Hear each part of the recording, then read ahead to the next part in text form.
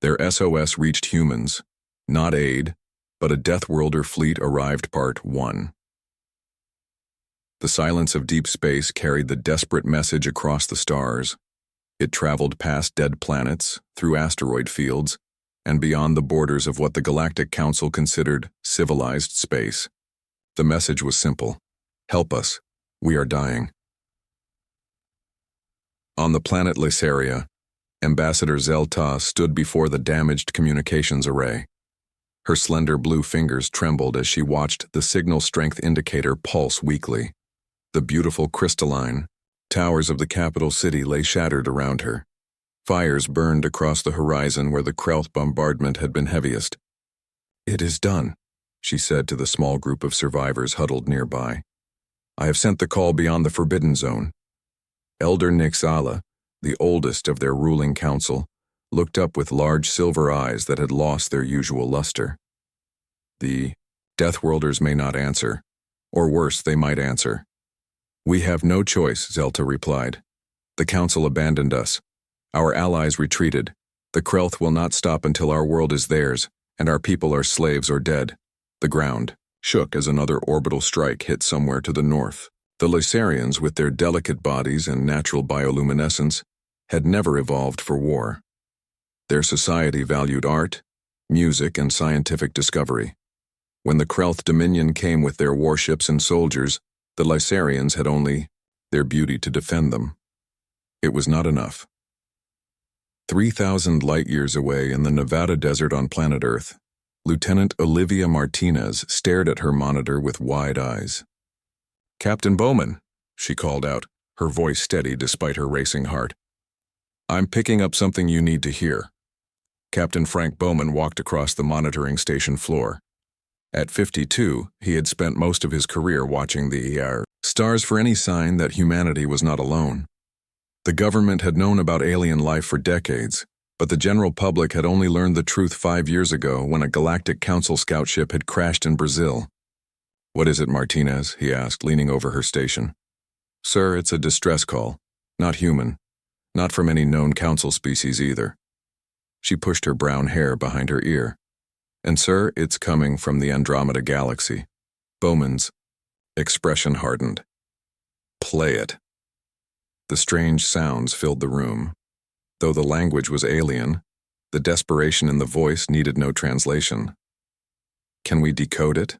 Bowman asked. Martinez nodded. "The AI is already working on it. Basic universal language patterns suggest it's saying 'help us' and 'under attack.'" Bowman straightened up. "Get Admiral Kelly on the line, now." 6 hours later, in the Pentagon's most secure meeting room, Admiral Richard Kelly stood before the President and the Joint Chiefs of Staff. The room was silent as the decoded message played one more time. "To any species who values life, we beg for help. The Krauth Dominion attacks our world. The Galactic Council has abandoned us due to our limited strategic value. We are a peaceful race. We cannot fight. We are dying. Please help us." This message, sent beyond known space in desperation, the President, a woman with short gray hair and eyes that had seen too many crises, leaned forward.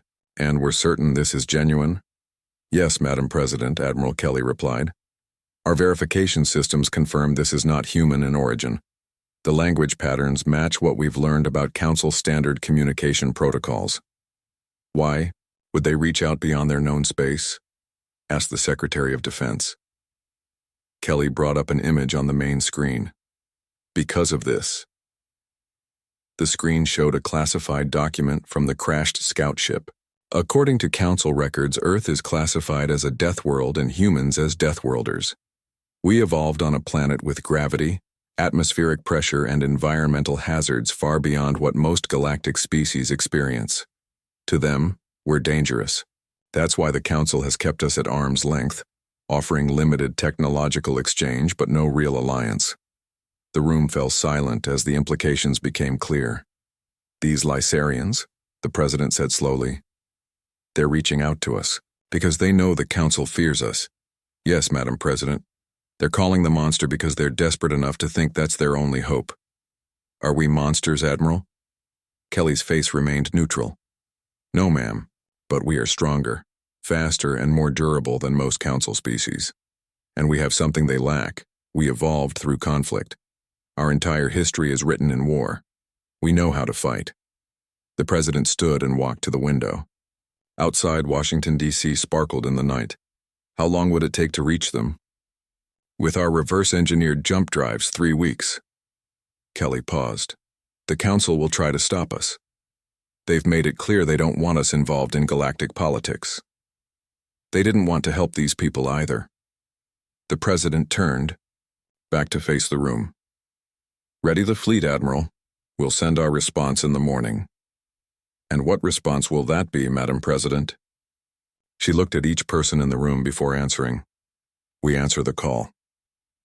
2 days later, Lieutenant Martinez watched from the control center as the Earth fleet prepared to depart from lunar orbit.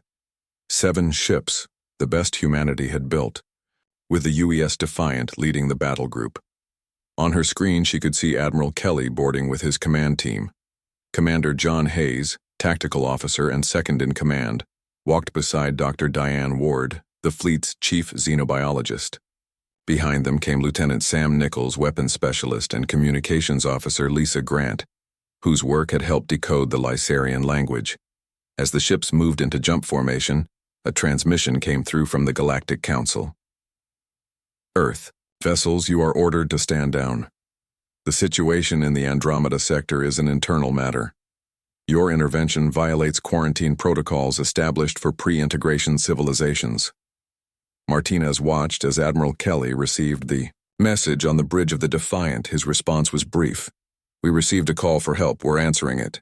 The ships vanished in flashes of light, leaving Earth behind and heading toward a war humans had no stake in, except for the oldest reason of all, because someone asked for help. And humans, despite everything the Council feared about them, could not ignore a cry in the dark.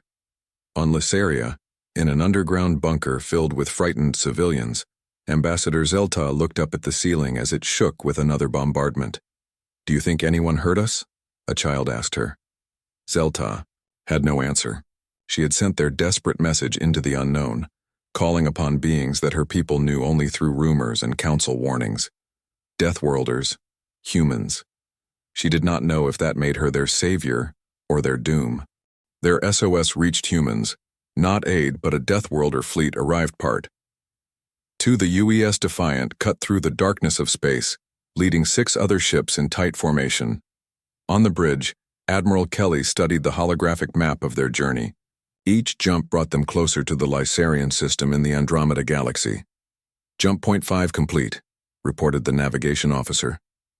"Engines at full capacity. Ready for jump 6 when you give the order, sir." Kelly nodded. 20 minutes. Between jumps, let the systems cool." He turned to Commander John Hayes, who stood nearby reviewing tactical data. "What's your assessment of the Krelth, Commander?" Hayes looked up from his screen. His face was serious, with eyes that had seen combat on Earth and now prepared for it among the stars. "Based on the Council data we have, the Krelth rely on numbers, not skill. They have about 30 ships in their fleet, bigger than ours but slower. And their weapons? Energy-based. Powerful, but their targeting systems aren't as precise as ours." Hayes paused. "They've never fought humans before. They don't know what we can do." Kelly smiled slightly. "Let's hope that gives us an edge." Dr. Diane Ward entered the bridge. The xenobiologist carried a tablet showing images of the Lysarian people. "Admiral, I've completed my analysis of the Lysarian physiology. They're remarkably fragile compared to humans. Their home planet has about 60% of Earth's gravity and a much thinner atmosphere, which explains why they couldn't fight back against the Krelth," Kelly said. "Exactly. Their muscles and bones would never have evolved for combat like ours did." She showed them an image of a tall, slender blue being with large silver eyes. "They're also naturally bioluminescent. Their skin glows when they experience strong emotions." Communications Officer Lisa Grant called from her station. "Admiral, I'm picking up Council transmissions. They're warning all nearby systems that Earth vessels have violated quarantine. Are they sending ships to stop us?" Grant listened to her earpiece. "No, sir, they're They're telling everyone to stay out of our way. Hayes raised an eyebrow. Seems they're more afraid of us than we thought. Good, Kelly said. Fear might keep them from interfering. Lieutenant Sam Nichols approached with weapon systems reports. All railguns calibrated, sir. Missile tubes loaded. Point defense systems. At 100%. He grinned. We may be new to space combat, but we brought every trick we've learned from 5,000 years of human warfare. Let's hope it's enough, Kelly replied. Prepare for Jump 6. The ships vanished again into the artificial wormhole created by their engines, pushing deeper into space that no human had ever traveled before. On Lysaria, the situation grew worse by the hour. Ambassador Zelta moved through the crowded bunker, her skin barely glowing now due to exhaustion and fear. Around her, thousands of Lysarians huddled together. Children cried softly while adults whispered prayers to ancient gods. Elder Nixala sat against a wall, her once regal robes dirty and torn. The last defense outpost has fallen, she said when Zelta approached. The Krelth ground forces are moving toward the capital. They will find this bunker soon. Zelta sat beside her. We still have time. If anyone heard our message, who would come? Nixala's voice was bitter. The council made their decision. We have no strategic value, no powerful resources. We are artists and scholars, not warriors or traders. A young Lysarian male approached them, his skin flickering with nervous light. Ambassador Elder, the communication array is still receiving. There's something strange coming through. They followed him to a small room where the emergency communication system still functioned. The screen showed static, but through the speakers came a voice unlike any they had heard before. Lysarian Command. This is Admiral Richard Kelly of the United Earth Fleet. We received your distress call and are approaching your system. 7 ships armed and ready to engage the Krelth forces. Please respond with your current situation. I repeat, this is Earth responding to your distress. Call. Zelta's skin lit up with sudden hope, glowing so brightly that the others had to shield their eyes. Earth, she whispered. The Deathworlders. You actually reached them, Nixala said in disbelief. And they're coming. Zelta moved to the communication panel and pressed the response button. This is Ambassador Zelta of Lysaria. We are under heavy attack. The Krelth control our orbital stations and 3 continents. We have approximately 20,000 survivors, in bunkers beneath the capital city. Our defenses have fallen. She paused. We did not expect anyone to answer our call. The voice replied quickly. We'll be there in 6 days. Hold your position and stay hidden if possible. When we arrive, we'll clear the orbital forces first, then establish a safe landing zone.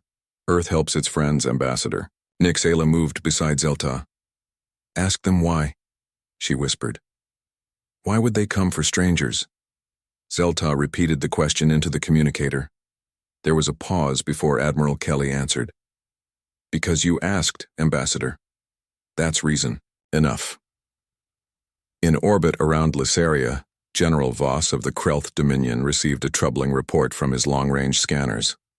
The Krelth were humanoid, but taller than humans, with gray skin and eyes adapted to see in low light. He stood on the bridge of his command ship, surrounded by officers waiting for his orders. What do you mean unidentified ships? He demanded. Is it the Council? No, General, the scanner officer replied. The energy signatures don't match any known Council vessels. They're smaller but moving faster than should be possible through jump points. How many? 7, General. Voss laughed. 7 ships? We have 30 in this system alone. Whatever primitive species is foolish enough to interfere will learn quickly why the Krelth Dominion has conquered 12 worlds in the past cycle. His second-in-command looked less certain. Should we contact them? Perhaps offer a warning to leave? Yes, Voss decided. Then when they ignore it, we will destroy them. It will be a useful demonstration for the Lysarians of what happens to those who oppose us. He turned to look at the beautiful planet below. Once we've dealt with these intruders, finish the ground invasion. I want the Lysarian leaders captured alive. The Council may not value this world, but I see its potential. The Lysarians will make excellent servants with their delicate hands and artistic skills. The message was sent toward the approaching Earth fleet, a standard Krelth warning to leave the area or be destroyed. They did not know that aboard the UES Defiant, Admiral Kelly received the message with a grim smile. "They've spotted us," he told his command team, "and they're giving us a chance to turn back." "What do we tell them?" asked Lieutenant Nichols. Kelly looked at each of them, Hayes, Ward, Nichols, and Grant, humans about to engage in humanity's first interstellar battle. "Nothing," he decided. "Our arrival will be answer enough." Their SOS reached humans, not aid, but a Deathworlder fleet arrived part.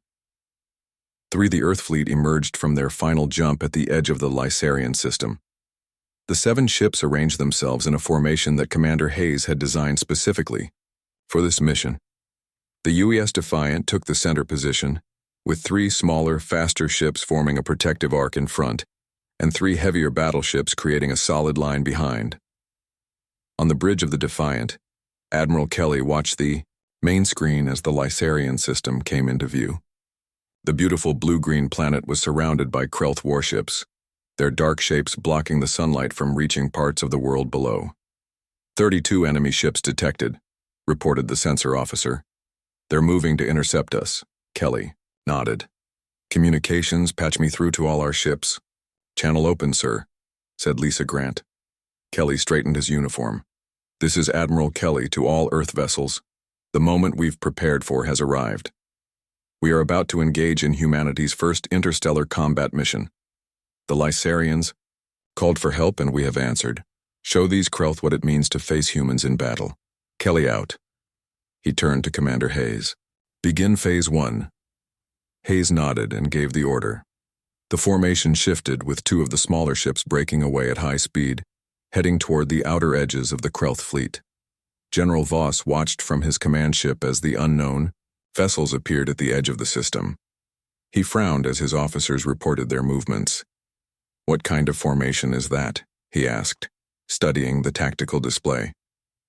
"It doesn't match any council battle doctrine." His second-in-command looked equally confused. "They're splitting their forces. 2 small ships are breaking away from their main group," Voss laughed. "A foolish mistake. Send Destroyer Unit 3 to intercept those 2 ships. The rest of our fleet will engage their main formation." "Yes, General."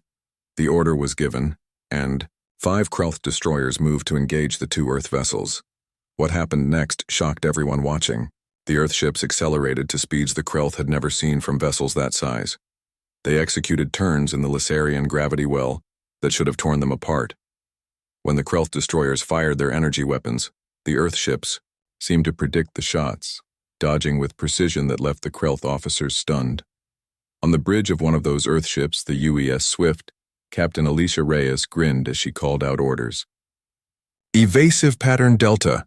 Bring us around to their rear quadrant. Weapons, prepare railguns." Her crew responded instantly.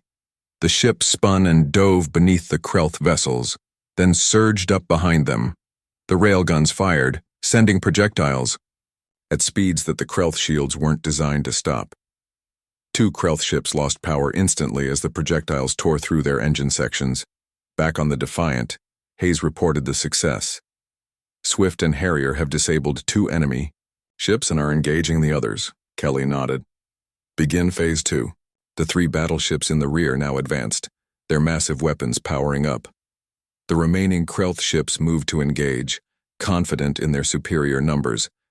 But they had never fought a species from a high-gravity world before, a species whose reflexes were faster, whose bodies could withstand G-forces that would kill most galactic races, and whose history of warfare stretched back thousands of years. Lieutenant Sam Nichols monitored the weapon systems. Enemy ships are using standard energy weapon configurations. Their firing patterns are predictable.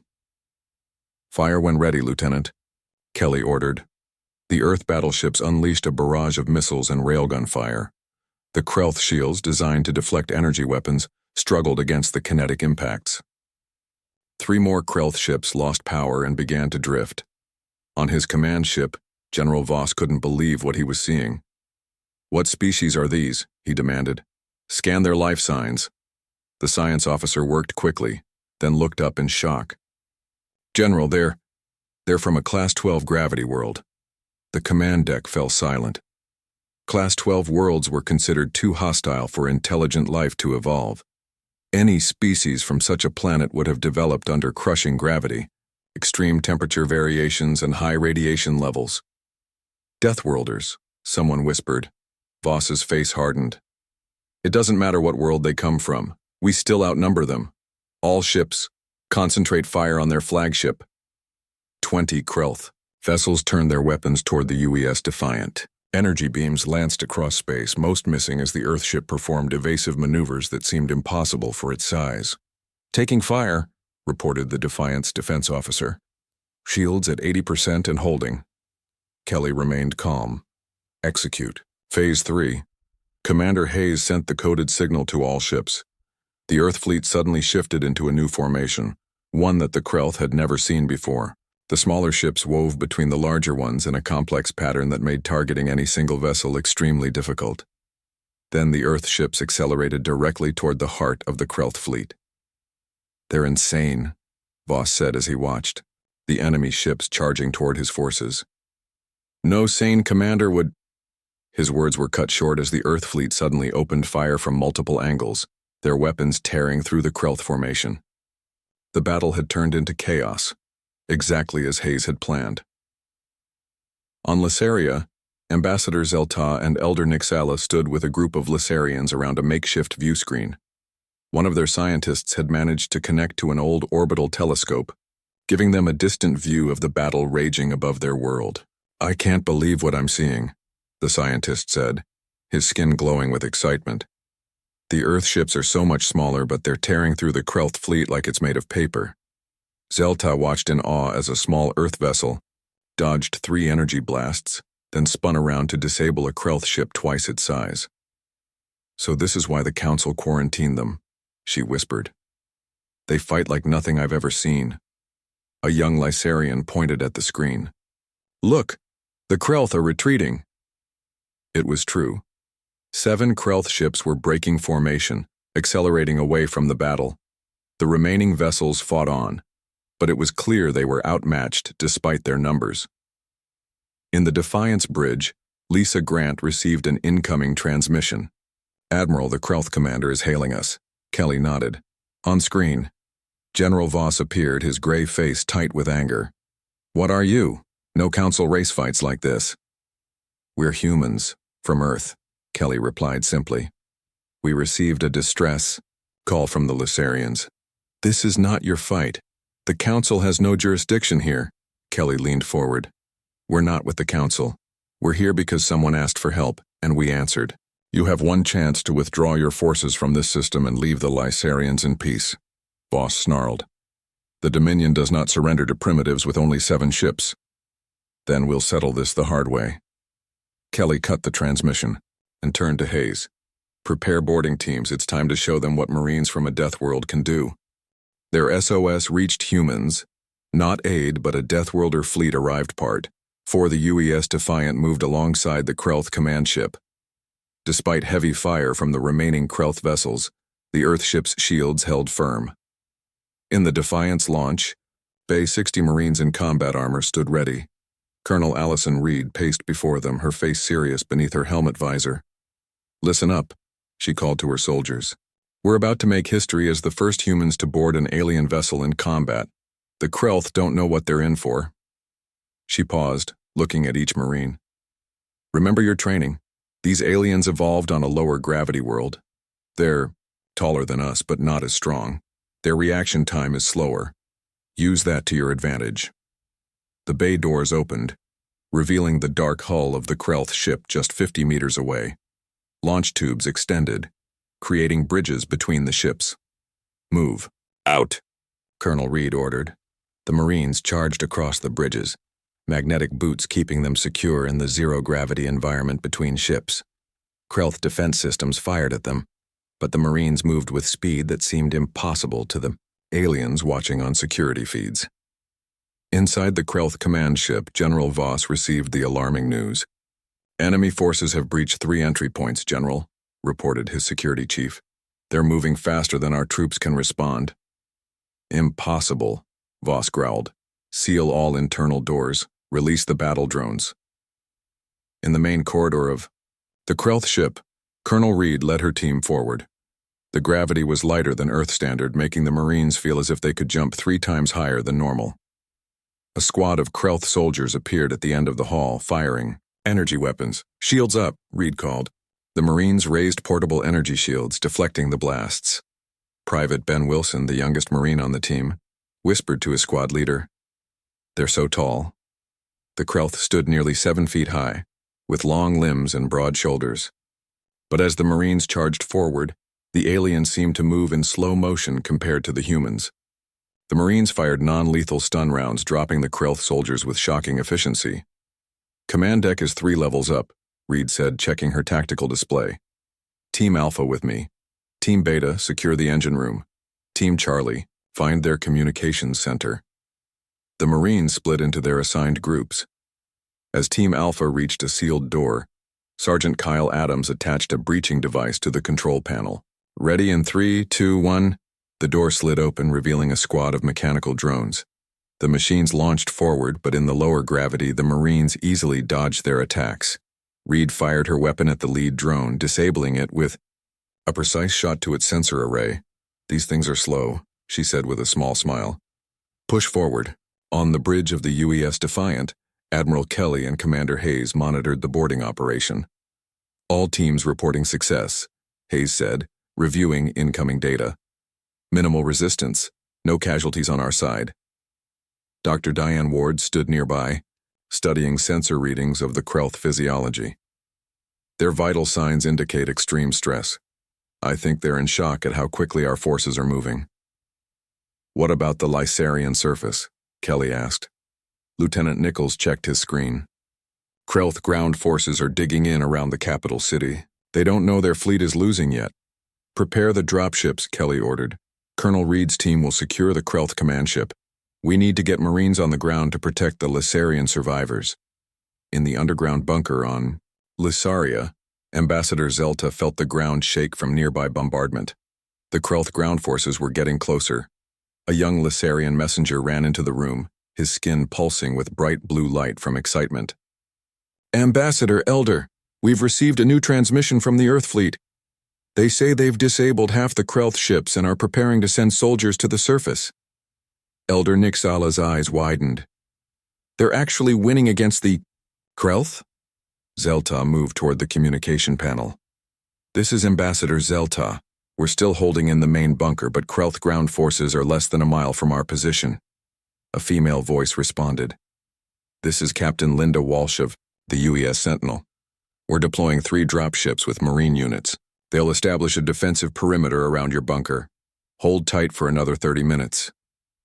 Above the planet, 3 small ships launched from the Earth battleships. Each carried 20 heavily armed Marines. The dropships accelerated toward the Lysarian surface, using the battle in orbit as cover for their approach. On the Krelth command ship, Colonel Reed's team had fought their way to the central command deck. The door was sealed with the strongest security measures on the ship. "Breach it," Reed ordered. 2 Marines placed explosive charges at key points. The team took cover, and seconds later, the massive door blew inward. Reed led the charge into the smoke-filled room. General Voss and his command staff stood in shock as the humans stormed onto the deck. The Krelth were much taller than the humans, but the Marines moved with shocking speed and precision. Within seconds, they had secured the entire command center without firing a single shot. Reed approached Voss, looking up at the tall alien. "General Voss, by order of Admiral Richard Kelly of the United Earth Fleet, you are relieved of command." Voss stared down at the human female, unable to comprehend how his ship had been taken so easily. "Who are you people?" he asked, his voice barely a whisper. "We're humans," Reed replied simply. "From Earth." "How can you move so fast? Fight so effectively?" Reed removed her helmet, revealing her face. "We evolved on a world that tried to kill us every day. High gravity, extreme weather, predators, disease. We had to become strong to survive." She looked around at the captured command center.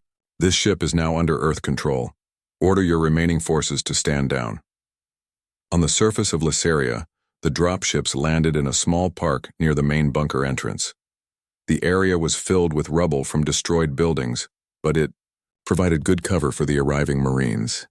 Captain Greg Russell led his troops out of the first dropship. "Secure the perimeter," he ordered. "Teams 1 and 2 advance positions. Team 3 with me to the bunker entrance." The Marines moved out, their bodies easily adjusting to the lighter gravity of Lysaria. They could jump farther, run faster, and carry heavier weapons than they could on Earth. To the Lysarians watching from hidden locations, the humans seemed to have supernatural abilities. A squad of Krelth soldiers appeared from a damaged building, firing at the Marines. But the humans reacted with speed that the Krelth couldn't match, taking cover and returning fire in coordinated patterns that quickly overwhelmed the aliens. At the bunker entrance, Captain Russell's team set up defensive positions. He approached the sealed door and activated his communication system. "This is Captain Russell, Earth Marine Corps. We're here to help.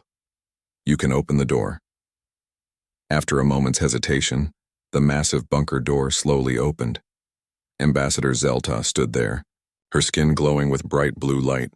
Behind her, hundreds of Lysarians watched with large silver eyes filled with wonder and fear.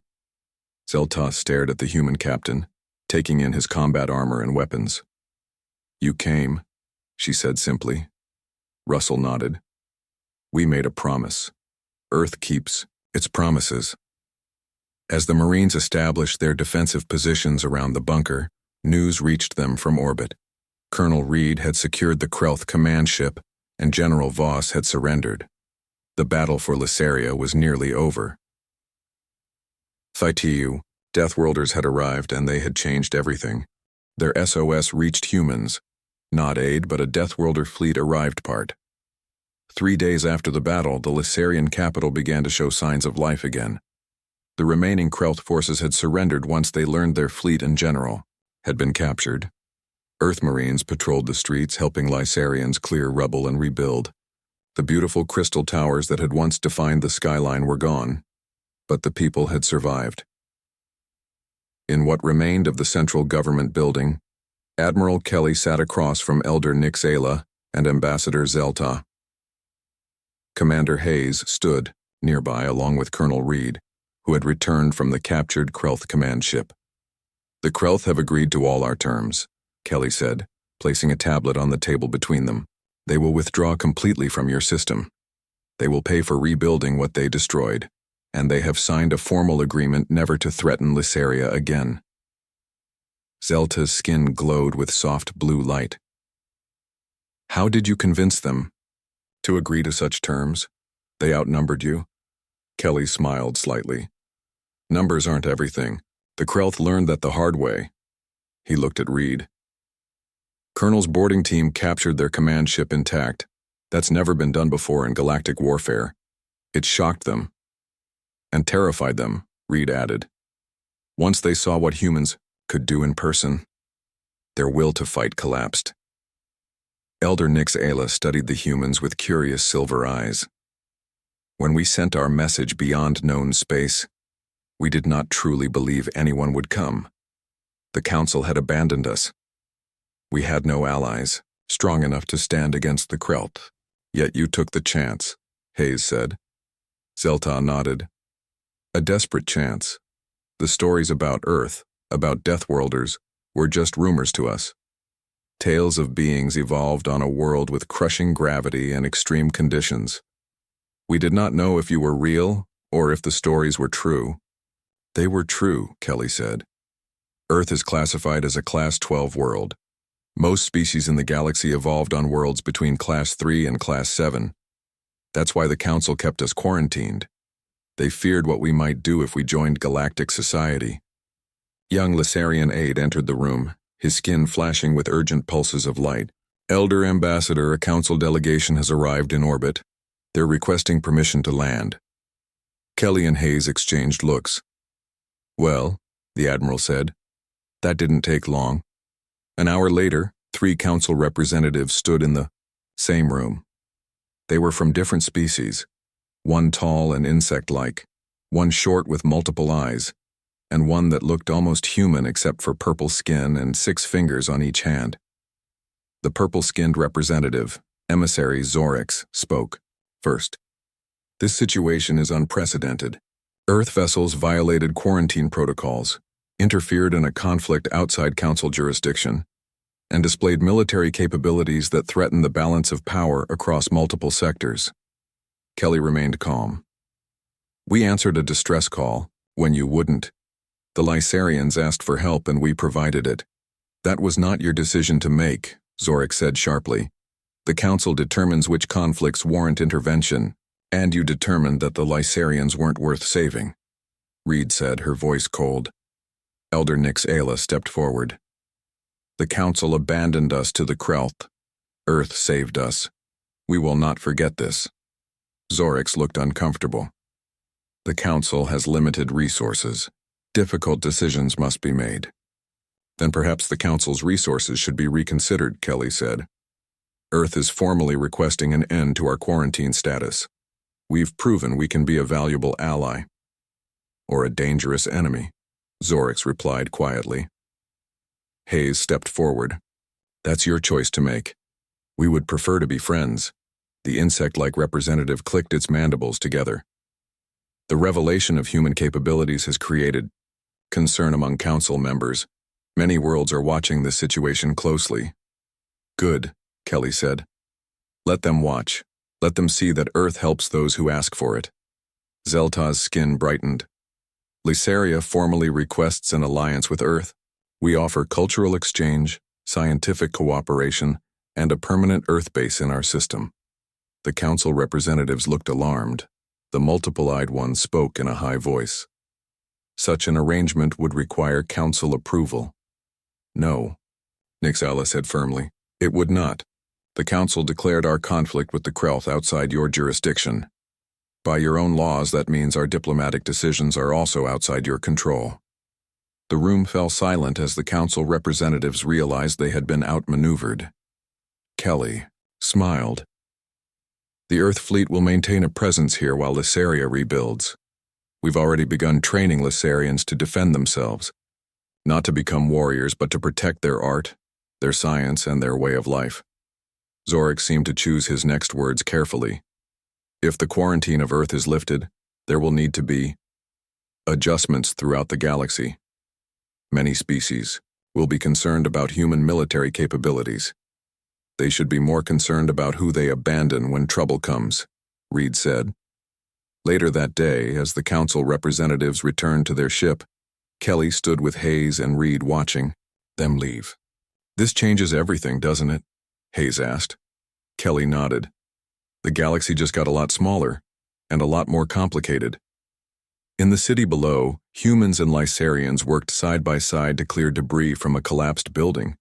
Despite their physical differences, they had found ways to communicate and cooperate. A young Lysarian child approached a Marine who was lifting a heavy beam that would have taken 3 Lysarians to move. Are all humans as strong as you?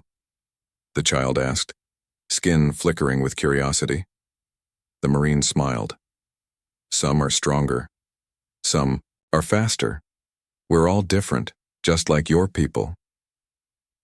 Will you teach me to be strong? The Marine knelt down.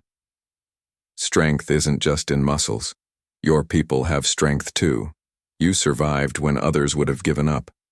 That's the kind of strength that matters most. Across the city, Ambassador Zelta watched from a balcony as Earthships hovered protectively above her world.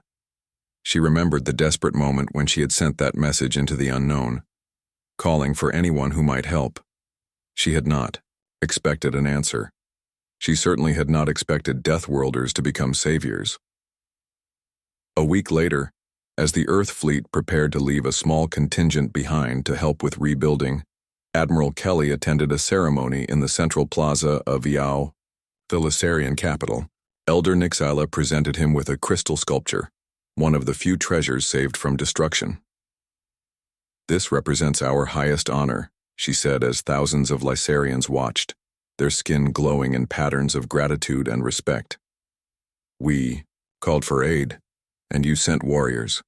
We expected salvation, but you brought us something more valuable, A future where we need not fear. Kelly accepted the crystal. Earth will always be a friend to Lysaria. As the ceremony ended, Commander Hayes approached Kelly. The Council has officially lifted the quarantine on Earth, he said. They're calling it a provisional acceptance into galactic affairs. They're afraid of us, Kelly noted. Yes, Hayes agreed. But 7 other worlds have already sent messages requesting alliances or protection.